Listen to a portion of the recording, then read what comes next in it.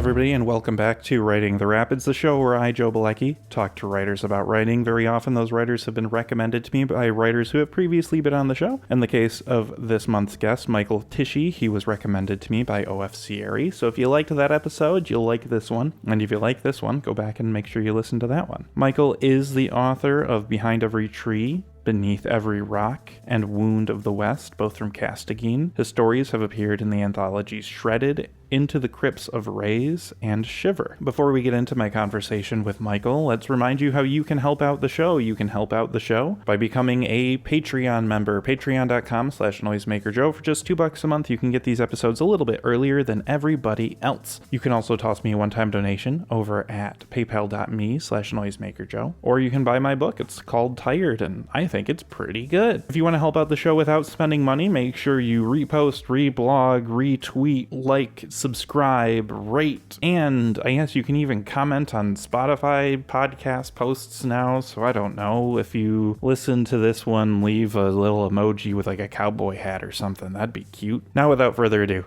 let's get into my conversation with Michael.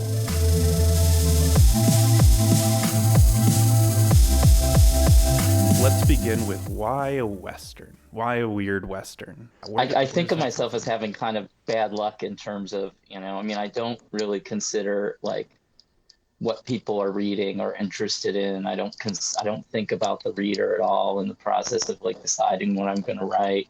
And I've had this, like questionable luck in the sense that, I wrote a weird Western when a lot of people were writing weird Westerns, right? And now I've got a vampire novel on sub in a time where it seems like that's kind of like also on the rise. And, it's kind of a mixed blessing, right? Because that there's people out there who want to read this stuff, but there's also, if you're not a name, there's a very real possibility of just getting lost in a deluge of this stuff, right? So, but the origins of the book, I've always been fascinated with Westerns. I grew up on Westerns. Westerns and horror were probably the two most common genres of things that we watched when I was a kid. And I grew up in Southern California.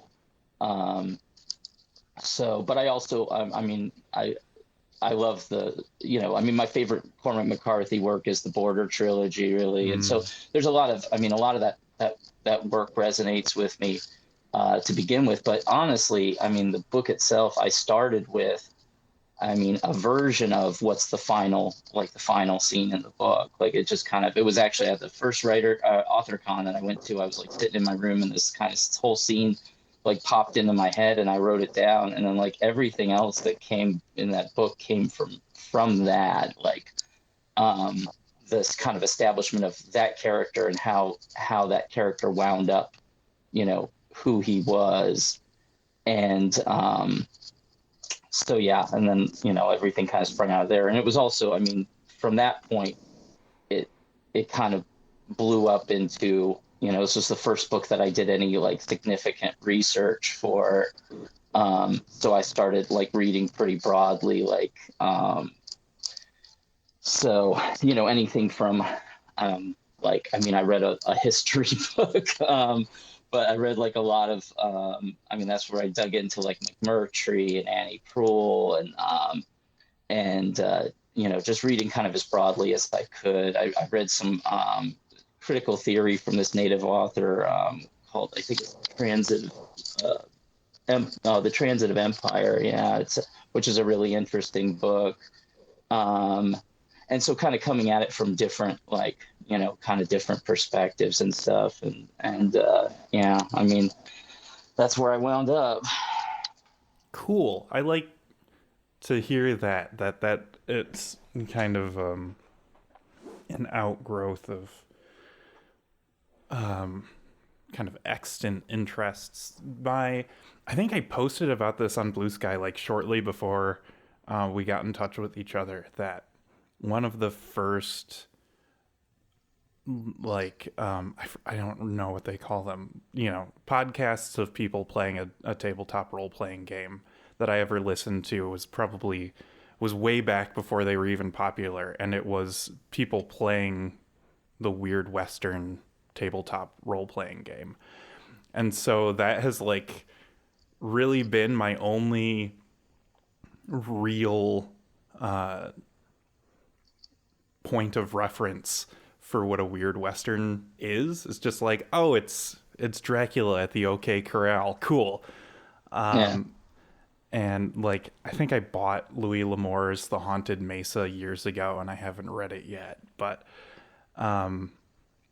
it's one of those aesthetics that interests me, but I guess not enough to really dig into it too hard yet. But so I was glad to have this be like a real literary entry point to me, especially with it being a weird horror type of thing, or weird fiction type of thing, more so than your kind of universal monsters with cowboy boots. Not to say that I wouldn't like that, but Yeah, absolutely. Yeah. Yeah, it's funny you mentioned the role playing game thing, because like originally the plan, like, you know, with me and Talmadge and Evan at Castaigne, like we really wanted to do a companion book to this that was like a like kind of a monstrous compendium with like some bare bones like role playing rules, but it was just one of those things that, like, you know, financially was just not going to happen at all. Yeah. Like if this had blown up, then, you know, the Winnowing Draw role playing game would have probably legitimately been a thing, but alas. So the great tragedy of our time. yeah. But I mean, talk about things that are kind of popping off right now. The whole like, I mean, tabletop role playing games, indie low budget ones in general, but also, sort of like using that the video game or tabletop role playing game like rule book as set dressing for a narrative is a thing these days too. But yeah, I would have loved that. I liked your like the jackalopes were so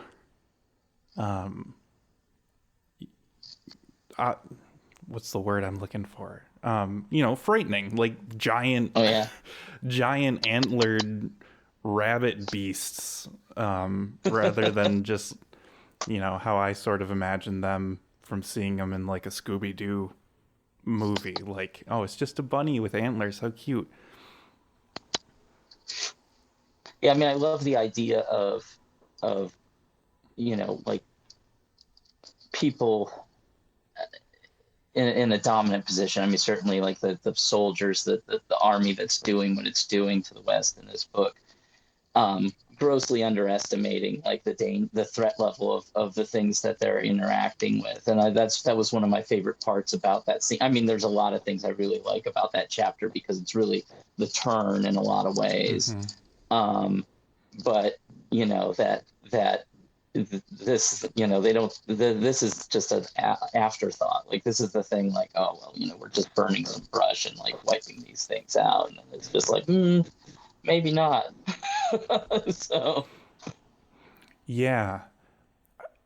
So that was an idea that I liked that kind of persisted throughout the book, is this idea that like the North American continent was at one point mystical and mythical, and the wave of settlement and then industry to follow sort of like made America less magical, is a really interesting idea. One of the things that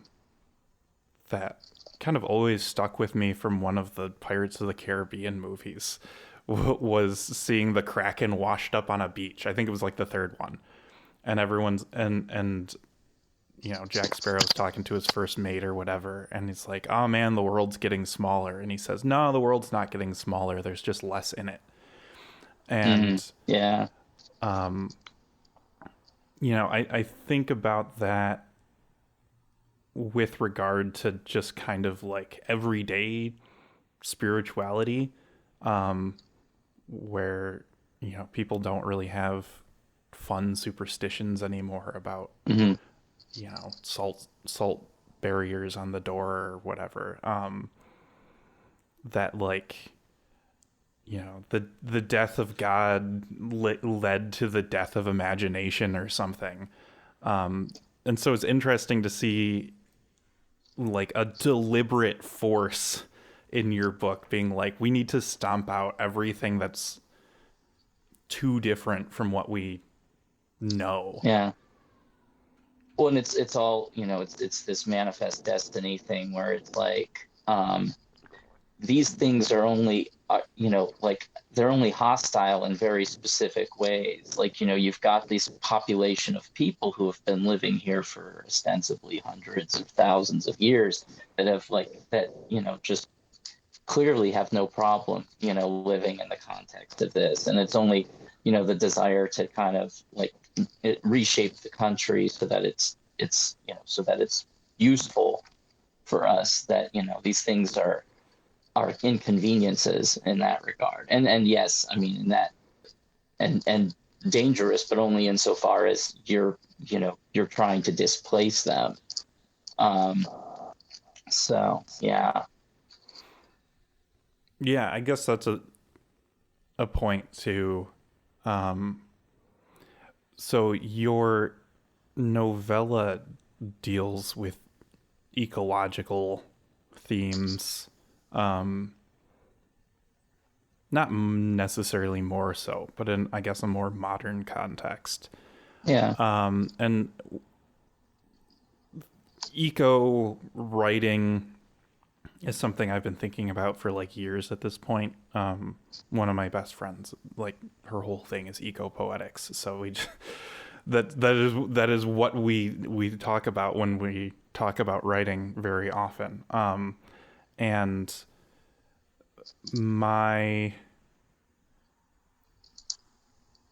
the way that I kind of think about things is maybe reckless, in that I like to kind of say like, okay, and then what, and let's go deeper and let's follow the thread and stuff. And I think it has to do with having been very interested in Zen Buddhism in my 20s, like most scrawny white guys, that it's like, okay, well, I know at the end the answer is going to be like nothingness or whatever, so let's keep following various ideas and see how long it takes for me to get to there. And one of the things with environmentalism and ecological concerns has a lot to do for me, this idea that like humans are not separate from nature, and not necessarily just in the ways that are like convenient to an environmentalist perspective of the environment, because often it's like, oh, humans are no different, which is like why you shouldn't look down on animals or plants or whatever, right? Because you're like not above them.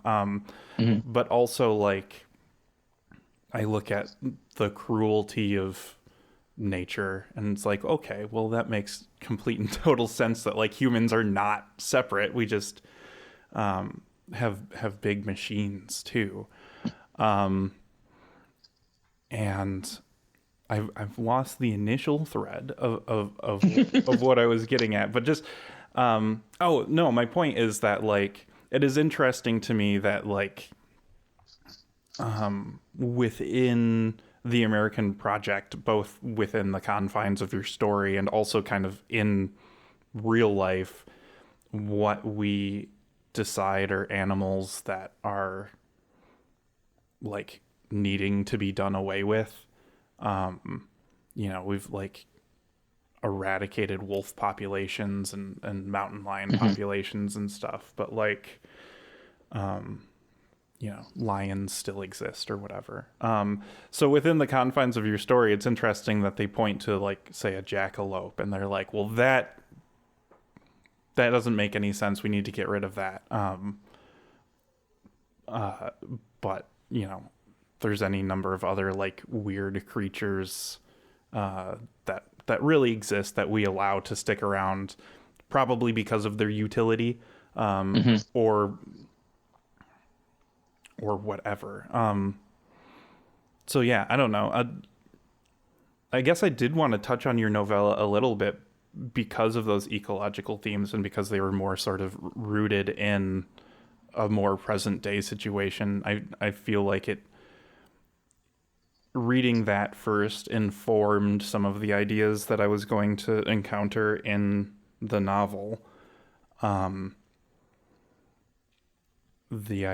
Yeah. So I feel like so to me, they absolutely can exist in the same universe, right? Like the kind of, I guess what all you could call it is like kind of a god that is in behind every tree, beneath every rock, is like what I kind of envision, like the fading. That's, like what's like what's left of, and I think, I kind of think about that a lot. I would say, again, the Buddhism thing, I mean, certainly, like I consider myself more of a Buddhist than anything else, but there's also like kind of a lot of animism I kind of draw on.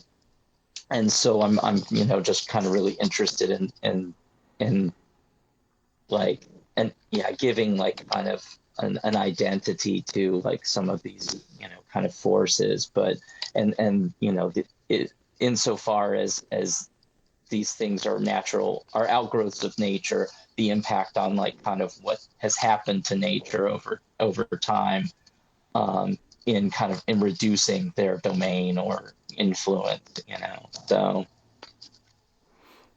yeah. but yeah, so like, I mean, and behind every tree, beneath every rock, I mean, I guess that's the common ground that you find. They've got, you've got a person who's like, also from the effects of largely like ecological destruction, is really at the end of his rope, and essentially encounters like something that,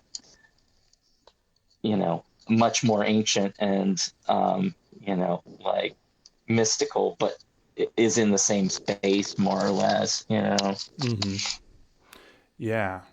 I actually had it spoiled for me. I went to like mark that I was reading it on Goodreads and just glanced at the first review that noted the turn that happens, the supernatural turn that happens, and I was like, oh, okay. I was only like 20 pages in at that time, so it was very much like, oh, grief story, chronic illness story, and then obviously becomes much more supernatural. That story is also interesting to me because I wrote a novel for NaNoWriMo a couple years ago, in which a similar thing happens, where a guy becomes a giant plant monster and starts killing people. So something was definitely in the water in the early stages of this decade. So it was interesting because at whatever point I was like, oh, this is happening. Let's see how he does it differently than I did. You kept it much more contained to this mountaintop, and mine became a lot more apocalyptic. But that was interesting and fun for me. And I like there's the scene in the movie version of Annihilation where the woman turns into plants. Oh yeah, that is an image. Yeah, I love that scene. That is like baked into my brain, which is probably where my idea came from, and it's something that like is locked in as a reference point for me. So when the character started becoming planty, my mind went back there. Or the glade in the novel was kind of similar, where like people started getting rooted to the ground. Yeah. I mean, what I love about that scene in Annihilation is it's like the most peaceful transition in a movie that is otherwise like terribly like violent and invasive. Like it's just like it's like it's someone finding their peace in that. It's wild. Yeah. Nothing peaceful about the way it happens in the glade. No.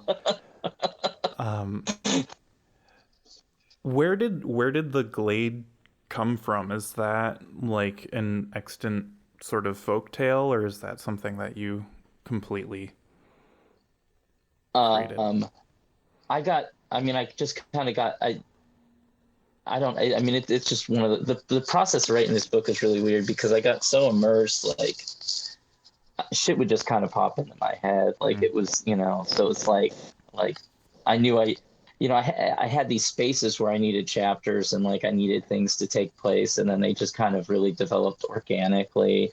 Like I thought about like, what you call it, topiary gardens, and like and there's this certain inherent creepiness to that. Like I mean, Stephen King obviously got that in the Shining novel, not so much in the movie.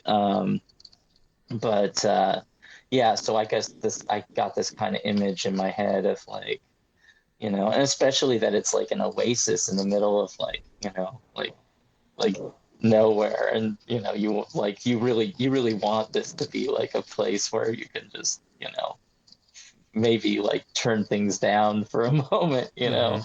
and it's like no. Yeah. Okay. Cool. Yeah. I guess that leads into another thing that I really appreciated about the book is the sort of like League of Extraordinary Gentlemen kind of way that there's lots of different weird fiction ideas or tropes within it, all existing within the same universe. I'm pretty vocal that the VHS movies are some of my favorite horror movies, Oh yeah, largely I love them. largely because of the frame narrative. Hmm. The shorts themselves are all decently good to fine, I guess.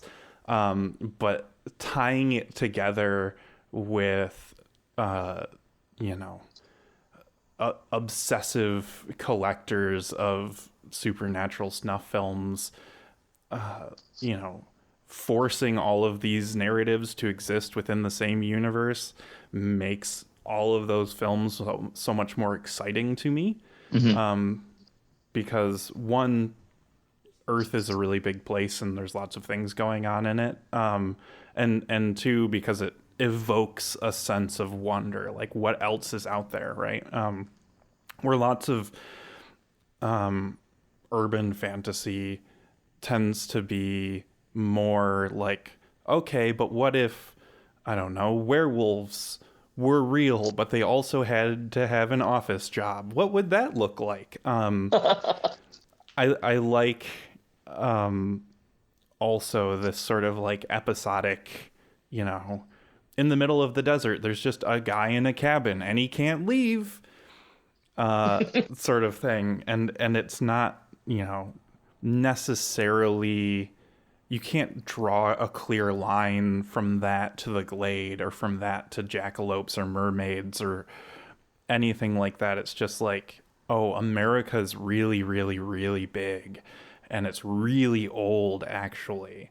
And there's lots going on in it. And you're never going to understand it just by walking around on foot or on horseback. Yeah, and I mean I kind of gave myself permission to like get as like weird as I wanted to get with it, and I like the idea of like I mean one of the things I like about weird fiction in general is the permission to like to maintain the mystery, to leave things unexplained. So it's just like nobody really understands everything that's happening. Even their pieces of it, the Doctor of Mountains and Rivers, like that dude, it's just kind of like, I mean, clearly he's been walking around and he's just like learned some shit, and it's Mm-hmm. like, yeah, I mean, and yeah, the cabin, the kind of cabin outside of time or whatever. Like, it's just, to me, it's like, it's such a cruel, like, it's like, it's such like a very simple and very cruel trap. Like, it's almost like the endless or something like that, Mm-hmm. like there's this idea that there's some entity that's like decided that this is this is what this place is, but you never get to see behind the curtain. It's just kind of like all you can learn is like what you think are the rules that govern the place, and so it's, yeah. And how that would like understand, especially when essentially all that's you have access to is the most like bare subsistence level of survival, and how that would erode you over time. Mm-hmm. Yeah. Yeah, that's so exciting. Like it this book really sold me on the idea of the weird Western as like a really fun breeding ground for doing imaginative stuff like that. I like the aesthetic of the Lovecraftian East Coast weird fiction stuff because universities and libraries and kind of aesthetically appeal to me more than a dusty guy on a horse. But you know, I think as I get older, I realize that I actually enjoy westerns a lot more than I thought maybe I would. Mm-hmm. I read a couple years ago now Warlock by Oakley Hall, and that's maybe one of my favorite books now as a western, and I actually thought about that book a lot. In fact, I tend to think about that book anytime I read a book about America. I read The Landbreakers, which isn't a western; it's Appalachian, but kind of deals with the same thing: the settling of the land of America, trying to like live in this place that doesn't want you to live on it like that. And all of that leads me to the companion stories that I'm really glad I made the time to read last night, because they injected humanity into some of these side characters in a way that I feel really did what some of the side story stuff in Warlock did, where it's like, oh, it's not this place isn't just gunslingers being cruel to anyone they can get their hands on. Like there are also people out here who are just trying to live. Mm-hmm. Yeah. Yeah, the funny thing about Wound of the West, that collection of stories, which first of all, like if you like VHS, I mean, like the way that has like the kind of framing device that like Mm-hmm. I wanted it to be sort of like Creepshow meets Unforgiven, like, Mm-hmm.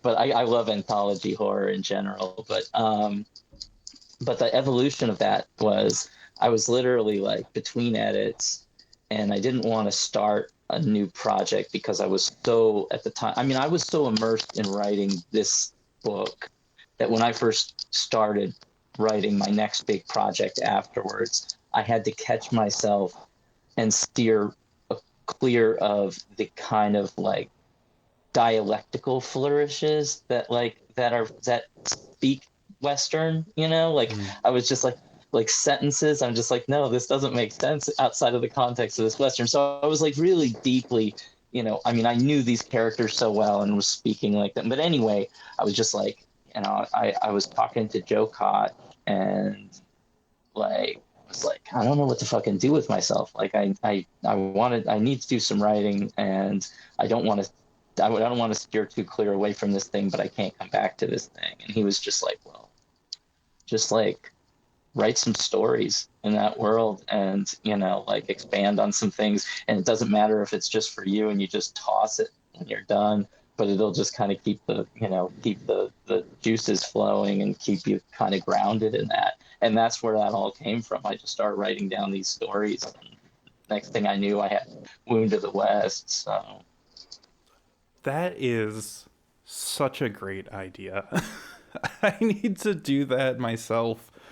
Um, that's a fantastic idea. I am constantly plagued by too many ideas and too little follow through, and containing myself within a world. When the desire to write overpowers the desire to edit is, you know, it's such a good idea that it feels obvious. Um, but yeah, I really enjoyed those stories. I enjoyed learning more about Trixie and Friar Tuck. I think Friar Tuck is a fascinating character. He's I mean, there's always like I always project someone who's like who I most identify with Mm. into a book, and it's never the main character of the book, like when I'm writing. And Fryer is the closest thing to me in that book, and with all of, the I mean, as the awareness of that as was like kind of haunting to me, but I'm just like, yeah, this is my dude. This is kind of fucked up. Mm-hmm. Yeah. But I mean, the thing about, I mean, I think, I mean, some early reviewer of the book was talking about how like they're all morally gray characters, and like really more than gray, like more closer to black. And I'm just like, well, I think the main characters of the book, there's, the main characters, I mean, other than Flowers for Hair, like there's the main characters are not particularly redeemable people, Yeah. but you have these side characters, and and I think the Friar is a very relatable character in the sense that like this is a person who set out to do good and was like absolutely broken, Mm-hmm. you know, like and but not broken so far that there's still like he still has principles that he refuses to surrender. In that sense, like as messed up of a character as he is, like I mean, he's like, yeah, he's more virtuous than the overwhelming majority of male characters in the book, certainly. Like, Yeah. So that was something, the morality of the characters or something, I guess was something that was in my head too as I was reading. um I'm I don't know, I'd like to think I'm enlightened enough to be able to read a book and be like, oh, I don't need to root for any of these characters. But I guess I was examining, interrogating how I was feeling about these characters as I was reading it, where I was, there'd be a section and I'd be like, yeah, okay, like this guy's kind of quirky and fun. Um, I think I can kind of root for him, and then he'll do something awful and I'll be like, oh, yeah, that's right. He's in this position because he's a terrible person. Um, and that's true. That was true for Cecil, and it was true for Charlie. At no point did I want anything good to happen to Audie, ever. oh no, I Um, mean, yeah, he's most inspired by Custer. mm, I read Ambrose's book, Custer and Crazy Horse, and I learned a great deal about, I mean, it's so Stephen Ambrose is the guy who wrote Band of Brothers, but he wrote mm, he wrote this book about Custer and Crazy Horse back in like the 70s, and it's an incredibly well written book, like like in the sense of the information he had access to. There were still, like there were still primary sources of information and people he could interview, that like that just that was pretty much the end of it. Like, anything written after that, like, you just didn't have that kind of access. And but his conclusions are really kind of, like, I mean, you can kind of like staple them to the time in which he was doing this writing, but it's like, when he like takes a step outside of the narrative of just describing events, and he's just like, well, yeah, I mean, we did some pretty horrific stuff, but also, like, this country wouldn't look anything like it does today if we hadn't done what we did. So who's to say what's right and wrong?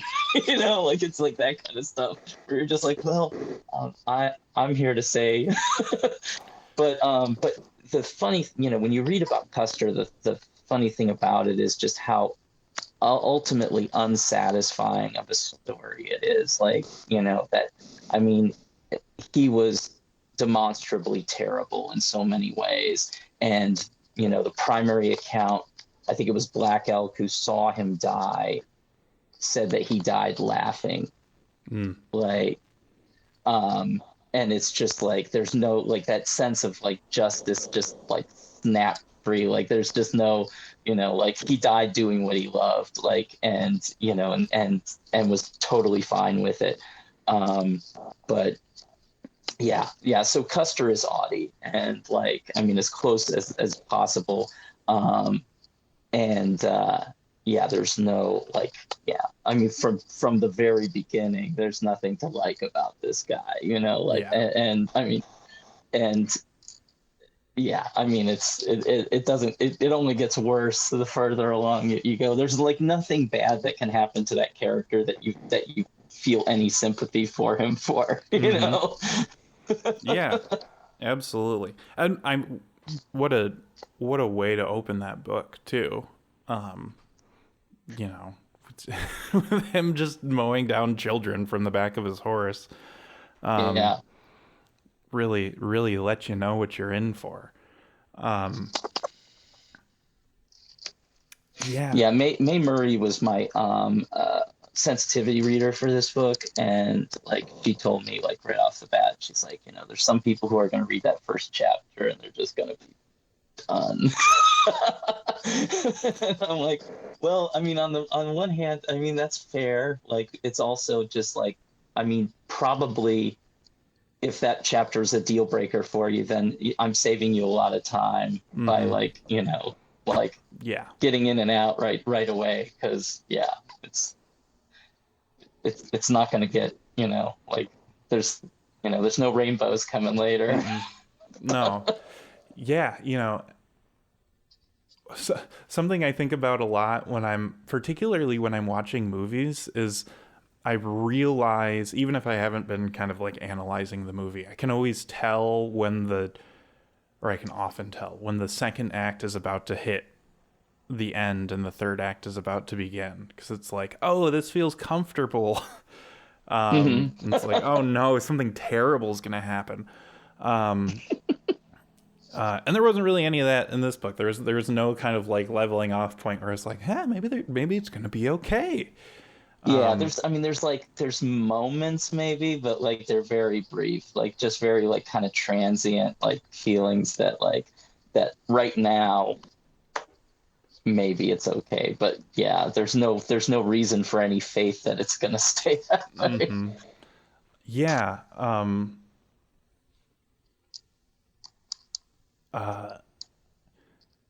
Oh yeah. So something I thought about a lot, kind of talking about Audie's character and that storyline. It's brought up several times in the book. Is this like the soldiers kind of musing or wondering about the fact that they have no place in the world that they're building, or will have no place in it when their work is completed. I'm so glad you're bringing this up. Which, go ahead. Good. It reminded me of the Horus Heresy books. I don't know if you're a Warhammer guy. I'm not, but I mean, I'm familiar with the lore, but I haven't read any of the books or anything. Yeah. So one of the things that Horus uses to bring over other space marines to his side is like, what do you think they're going to do with us when we're done with the crusade? When we've brought every single world to heal, all we are killing machines. Like, what do you think they're going to do with us? We're going to have nothing to do. But these guys in your book don't seem to care even.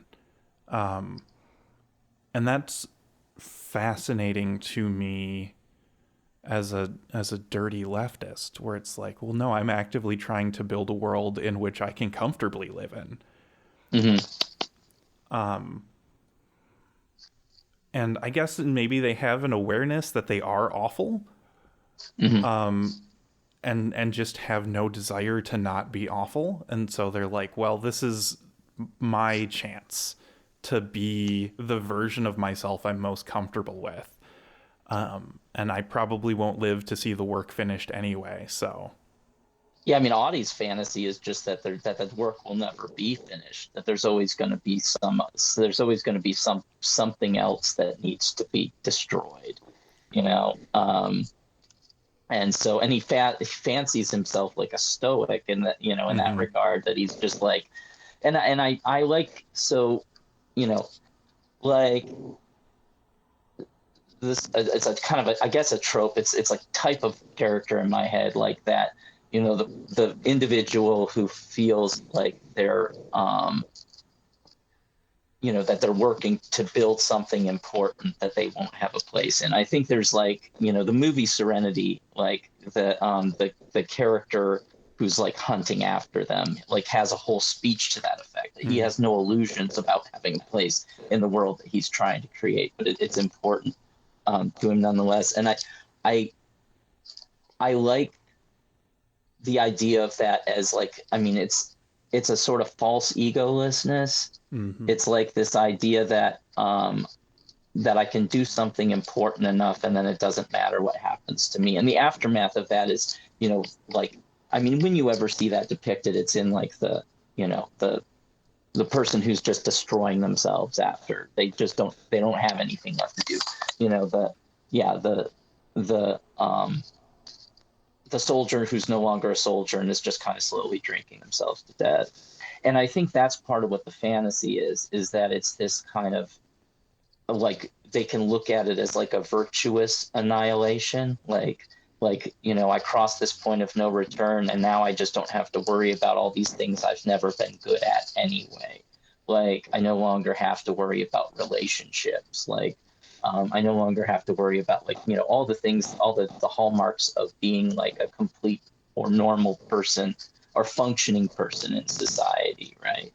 Like, I've crossed beyond that, so it's no longer like a concern. And I think, you know, and that's why I say like this kind of false egolessness. Like, ultimately, it's a very egotistical thing. It's a very narcissistic thing, but it has like the veneer of selflessness. So you get to feel like, you know, and I mean, honestly, like that's like so relevant to like so much of like what's going on today in America, is this idea that you can paint a veneer of virtue on like on things that are the exact opposite of that, you know, and so you get the best of both worlds, do whatever you want to do and still believe that you have more, you know, you're on the moral right side of things, you know.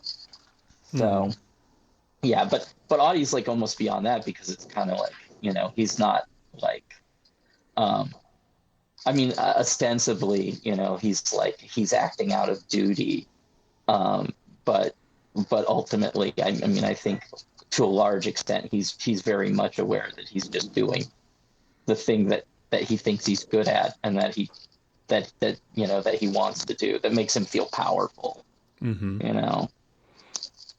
Yeah, something I say a lot is that there's the type of guy who makes a big deal about, you know, I'll do anything for my family, who knowingly or unknowingly actively creates the conditions where he has to do anything to protect his family. Yeah. As opposed to, you know, the real way of having that attitude is to just make it so that you never have to defend your family, right? Like, I would do anything to protect my family, which is why I go to work every day and do a good job. Right? Oh yeah, I mean, it's like I would do anything for my family except be like vulnerable or nurturing. You know, it's just kind of like, you know, it's like what they're really saying is like, I would, you know, to maintain my mini empire, I am willing to be violent. Like, it's usually the shorthand version of that. You know? Yeah. And, you know, like, I am also willing to be violent if it comes to that, but I want to do everything I can in the meantime to not ever have to do that. Yeah. Yeah. You know, I can't read a Western, I guess, without thinking about patriarchy. I guess simply because it's such a patriarchal genre. Even when it's, you know, kind of condemning that. So another thing about the book Warlock that has stuck in my head so much is that it is this train of men who knowingly do a thing that makes it so that the law has to come down on them. And they're like, you know, well, if I don't do the thing that's going to put my life in jeopardy and almost certainly kill me, people will think I'm weak or whatever. And it's like, dog, you came out into the wilderness to escape society and you just built the rules of society stronger for yourself? Why, though? And there's a little moment with Cecil, I believe. It's him. No, it's not. It is Charlie. With Charlie, where he's thinking back on his childhood, and the only like male figures he has are the people who come to sleep with his mother. And he like stopped himself from feeling feelings or crying or something, because those guys wouldn't have allowed it. Those guys would have looked down on him. And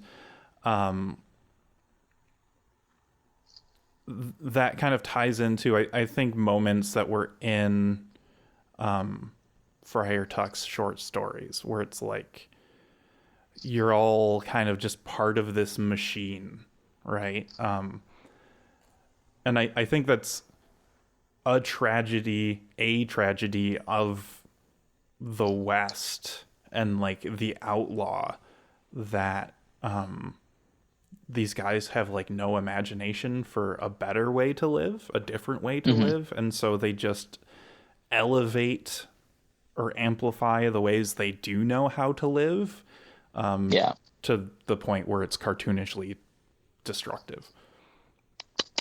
Well, it's taking inspiration from cautionary tales, you know, is like, you know, it's I'm fascinated by, like, you know, the kind of mystique of the West is always like, you know, someone's chasing after an imaginary version of a previous generation's like experience of it, right? And like that kind of rolls into the whole Charlie thing, trying to talk the, you know, broken down Charlie, essentially trying to talk young people out of like going out there, and everything that he says as a warning is just taken as like, you know, further evidence of the fucking mystique of it, you know. And it's and it's, you know, it's funny like that. But you know, kind of coming back to what you were saying about, you know, like the only male role models in his life, I mean, I think it's, you know, there's that sort of, and I'm sure it was like kind of coming through for me, like from my own upbringing, but like just the idea of these, you know, authoritarian like father figures who you know, on the one hand are your model for like what masculinity is, but what they're telling you and showing you are two different things. Like, you know, what they're showing you is like, you know, this like idea of like, you know, being independent and like strong-willed and stuff like that. But what they are telling you is that if you're not like, you know, be able to recite by rote like every belief that they hold dear, then like, you know, then it's a failing on both of your parts, you know. And that's like this fascinating idea. It's, you know, the kind of, I guess, like classic identifying with an abuser, like kind of situation. But yeah, it's, I don't know. Yeah, so that certainly found its way through. Yeah, um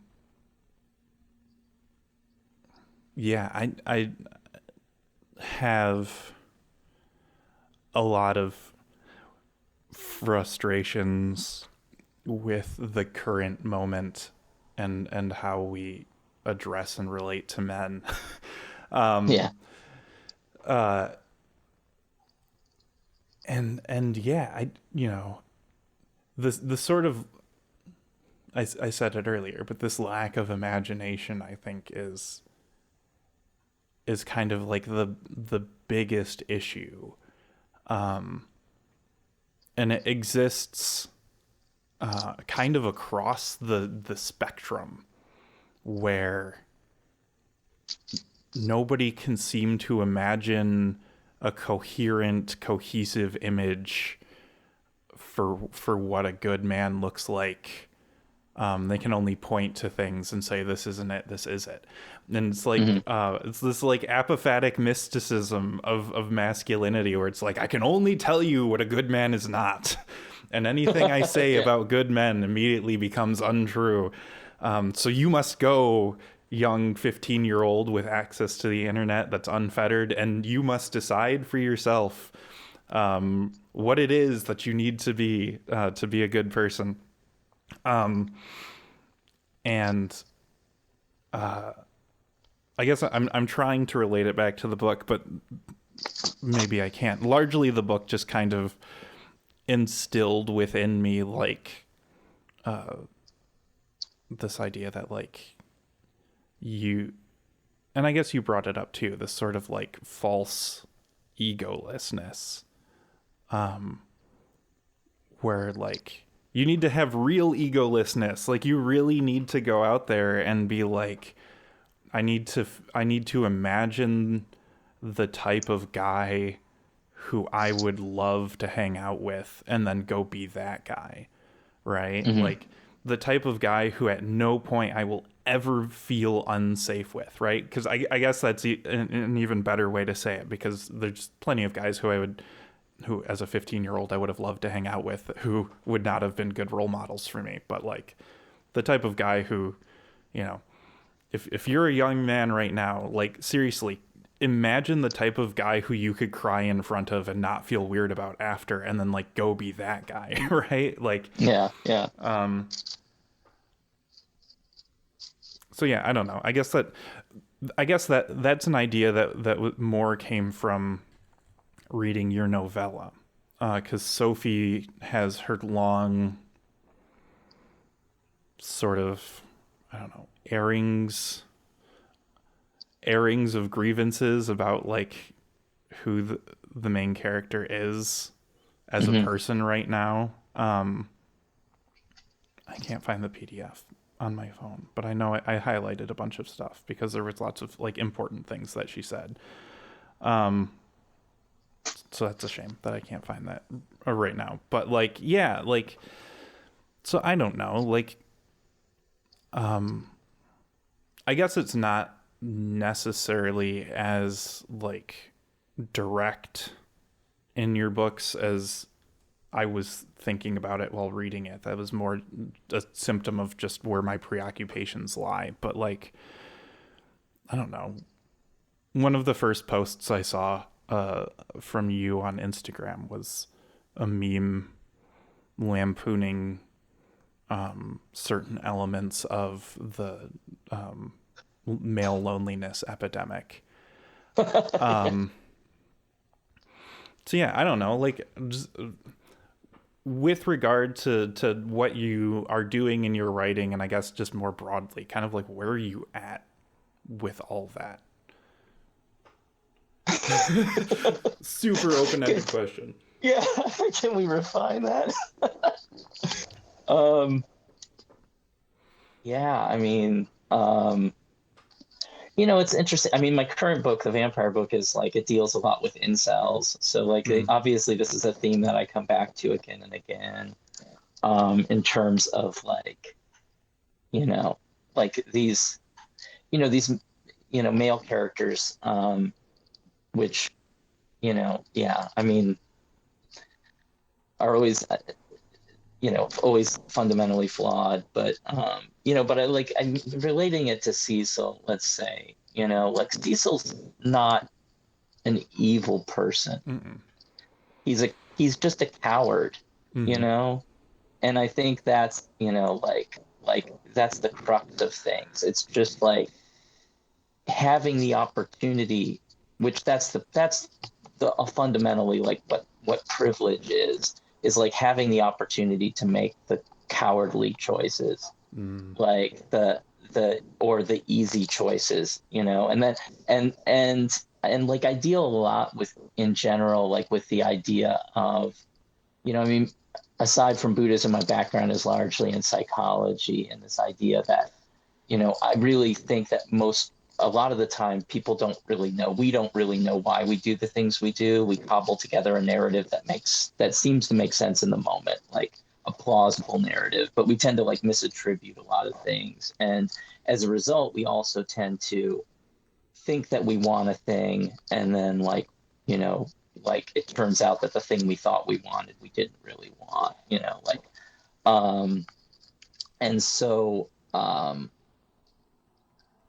yeah, I mean, I like to deal with like, you know, I mean, for Cecil, like the largest values that he has are, you know, this instinct at self-preservation, which, you know, you can forgive up to a point, but like some of the choices that he makes to that end are like unnecessarily like heartless, you know. And I think, I guess that's where I come at, I guess that problem in general is this idea of, you know, kind of being careful, not just what you wish for, but the steps that you go about like trying to achieve it. And I think, you know, in terms of, if we want to like circle it back to, you know, kind of the male problem, or the problem of young men, is just that, you know, that I think, you know, we live in a culture in a time in which, you know, like people have kind of lost sight of the difference between discomfort and injury. And and what you have is, like, you know, people who will go to any length to not feel discomfort, and like, and that's a damning path to be on.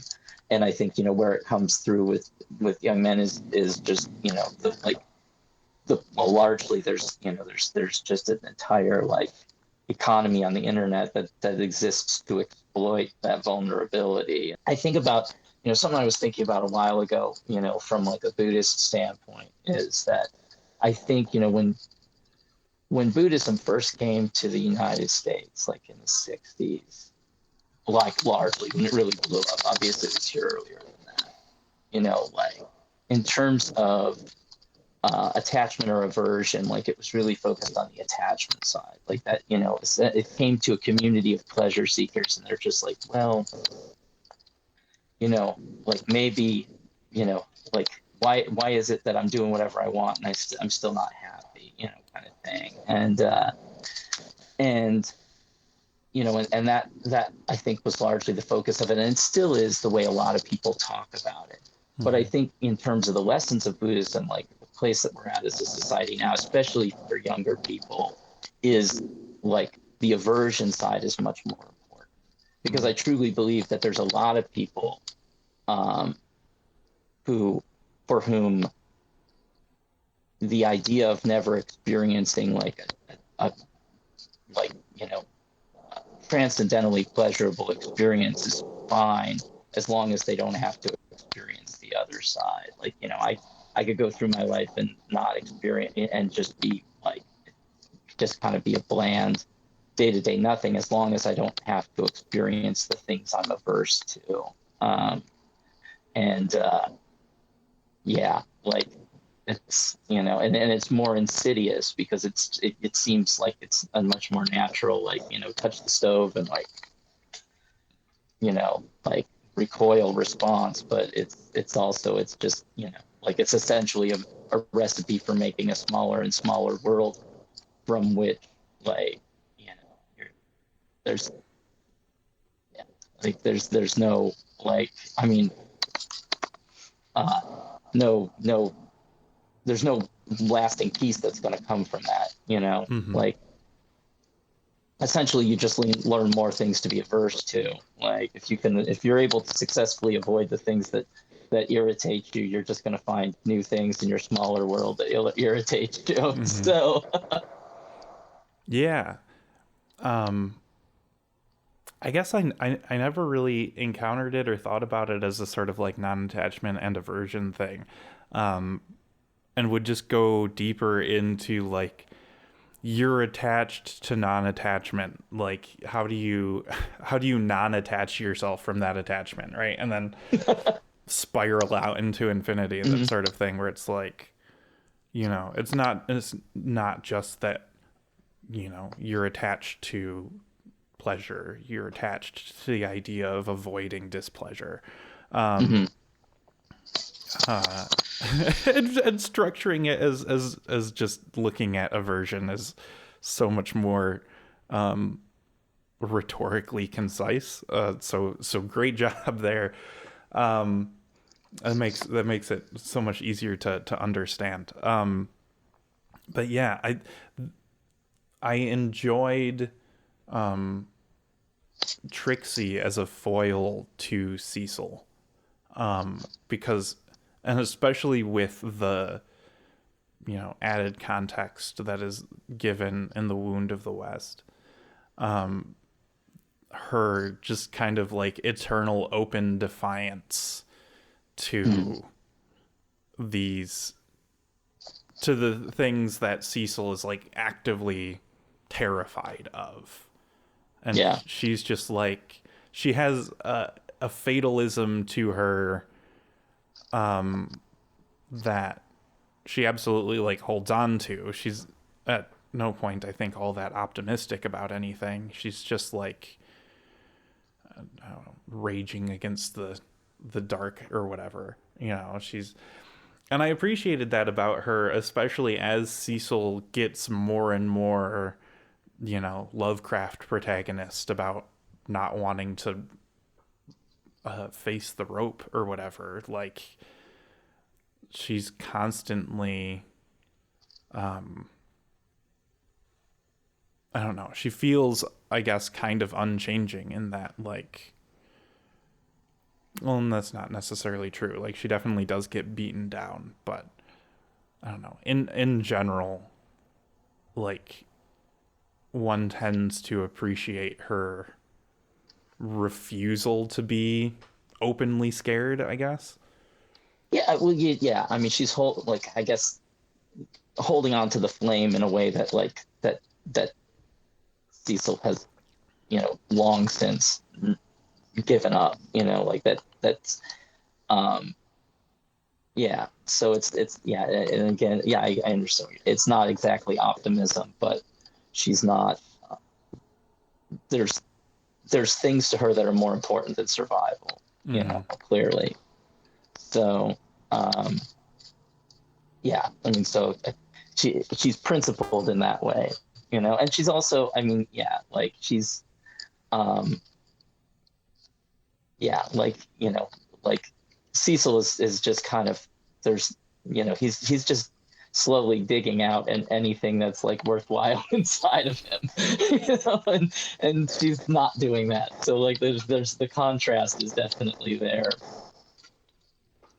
And she's, if anything, like in the position that, I mean, like what I think I was trying to do was set her up as a character who, in the position she's in and the things that she's experienced, she would have every reason to be like worse than him when they first encounter each other.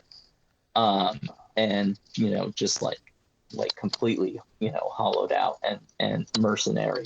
And the fact that she's not, you know, it's an indictment. It's a further indictment of Cecil. So yeah, this is chapter 19 from the Winnowing Draw. So it's kind of well into the action of the book. It's yeah, it's one of the chapters from the perspective of the character Audie, which is the colonel that's been sent to wipe out all the cryptids in America, I guess, is by way of introduction. But so I think it's easy enough to follow based on context, like who these characters are. But anyway, yeah, chapter 19, Death from Above. I'll ask you again, what good are you to me if in your company I can ride my men into a goddamned ambush? Audie's muscles twitched with unrelieved frustration. Flowers for hair sat across from him, her tent too close to contain the violence that begged for an outlet. for an excuse. But Lechuza is a wanderer. There are some whose place is known, whose ways are known. I have only heard whispers of this thing. None have heard more. There was fire behind her eyes. She wanted to say more, and Audie would have been grateful for the pretext. He'd never hit a woman before, not even a native. But when he thought of the boys he lost, there were 5. Well, 4 and a 5th unlikely to make it. He'd been nearly burnt to a crisp, smelled like burning hair, and worse, most of the skin had come off his feet when they pulled him out of his smoking boots. Summerfield, that was his name. He thought about the letters he would write for him and for the others. Why don't you have some tea? I don't want your damn tea. I need a clear head. He did want the tea, wanted the opiate balm of certainty that rode across his mind and his skin like a warm bath. He wanted other things. Staring at her face, the flowers, the place where her crossed legs emerged from her skirt, liminal. He wanted things he didn't dare to name. She loathed him. He knew it. Knew deep down that she would undermine him if she could, if it were on the sly, so none could be certain it was her. She would absolutely sabotage him, his campaign, without a second thought. But she must know, too, her safety was a tenuous thing, and he the only one holding the men back from treating her the way they would any hostile. She began grinding her herbs, lay a few more twigs on her tiny fire. The sound of stone on stone and the occasional crackle was hypnotic. The kettle popped and sizzled, already rested near the flame, shiny copper, anachronistic to the rest of her spread. Fine, the day can't get any worse. Make me some of your brew. He watched her delicate movements. As his mind relaxed, the events of the night rolled slowly in, a dismal tide. When they had spotted the great owl, the men had at first mistaken its size, thinking it was much closer than it actually was. A few of them took shots at it with their pistols, but they were far off the mark. He had been lost in thought, just having stopped to make camp, and in the dusk, at first, he didn't see what the commotion was about. It was an army on the move, and gunfire was routine. Summerfield had been the first to raise a rifle. Audie finally saw the bird as it careened from the impact of the bullet in its wing. But instead of crashing to the ground or trying to escape, it had recovered its trajectory and made for the private. He must have been shocked by its aggression so that he never took a second shot, instead flinching and ducking away. As the bird came closer, its actual size was monstrous. Its body was larger than a grown man, its wings near the size of wagons. It dove toward the boy, and as it nearly touched him and then swept to the left, a great flash of blinding light obscured the two of them. For a moment, he thought he saw through the man's skin. Audie felt the hairs stand up on his arms. A deafening buzz ripped through the air, and his ears popped. When he got his sight back, black spots dotted his field of vision. The smoke rising off the boy was clear enough, as was the fit he was throwing on the ground. His legs bounced and kicked, and his head was jerking to and fro.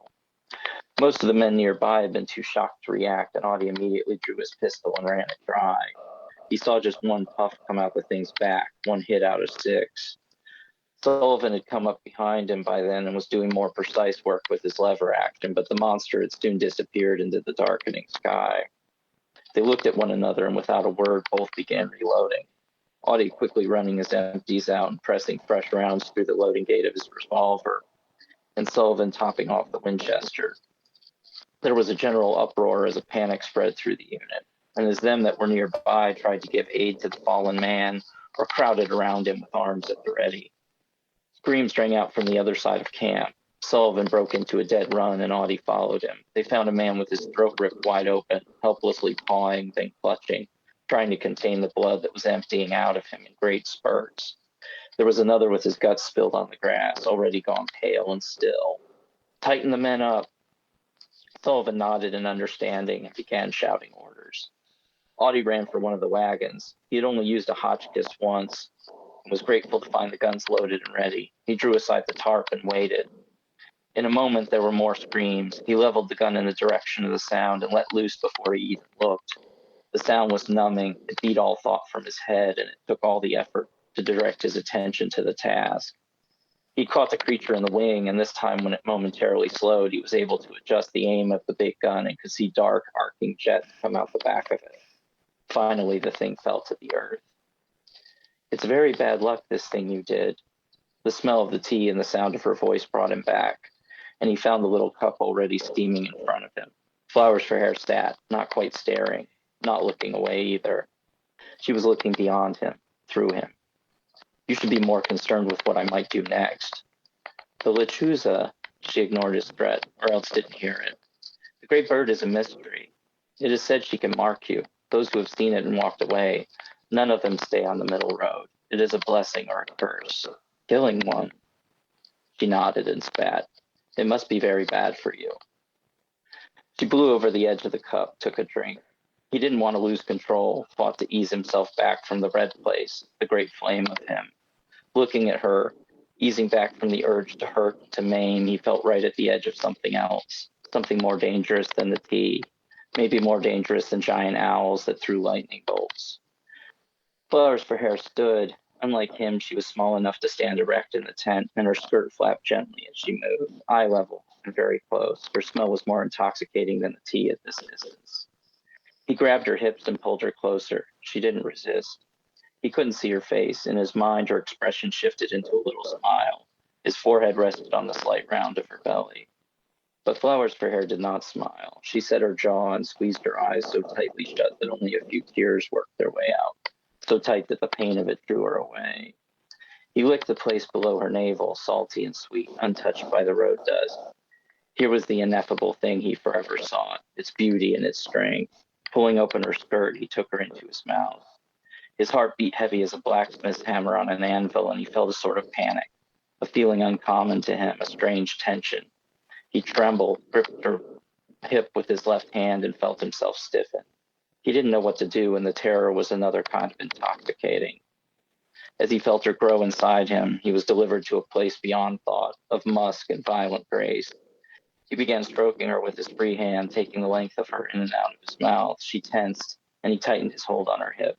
With each stroke, he pulled her more tightly against him. He wanted to drown in her, to suffocate. The air between them was a sin that dwarfed any he was committing. Time slipped, immeasurable, shapeless, and meaningless, whether from the magic of the tea or their union. The tea was for sure acting on him some. He could taste colors on her, the orange of the morning sun on the bluffs, the reds that limned the clouds in the evenings. He let go with his right hand and began stroking himself through the heavy fabric of his trousers. It was only a matter of seconds when he spasmed and the warm jets battered his leg. She came soon after. It caught him by surprise, and he choked and coughed. He couldn't help but swallow most of what came out of her. He spit the rest on the ground, wiped his mouth on his sleeve.